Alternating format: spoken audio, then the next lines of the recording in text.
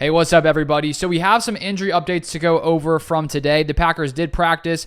There isn't an official injury report going out today. Of course, the Packers just coming off the loss to the Lions, and then we play on Monday Night Football, so I believe the scheduling is slightly different because of that. So let's get into this injury information. Lots of this was posted by Bill Huber, Sports Illustrated Packers reporter. But the biggest news is that Eric Stokes was back at practice, practicing for the first time. It's been about 11 months since he suffered that injury in Week 9 last season.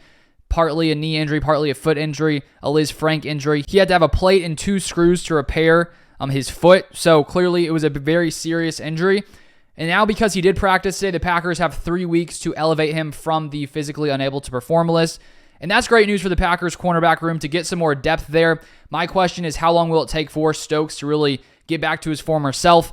I think he had a very, very good rookie year. Wasn't playing quite as great last season before the injury, but to get him back, clearly huge for the Packers. And my question for Stokes is, what's the Packers plan going to be at corner?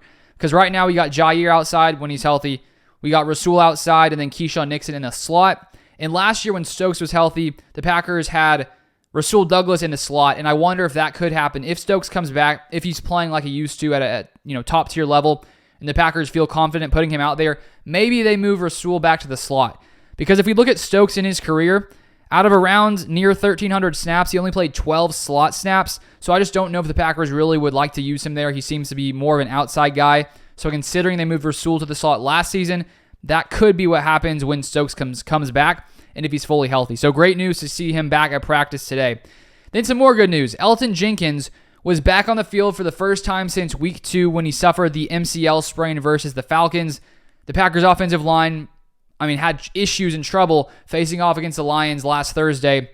So getting Jenkins back will be huge for Jordan Love, and this Packers offensive line would fill in there for Royce Newman, who hasn't really been playing great at left guard. Most of these offensive linemen didn't play great against the Lions on Thursday. So awesome to see him back at practice, and we'll keep an eye to see how he progresses until the game comes up on Monday. Another piece of good news. So Jaire Alexander was back at practice. He missed the past 2 games with a back injury, but he did take part in individual drills, and so that is awesome to see. With Alexander out, they've played Corey Ballantyne out on the outside a lot. Last week, I think he had about 50 snaps.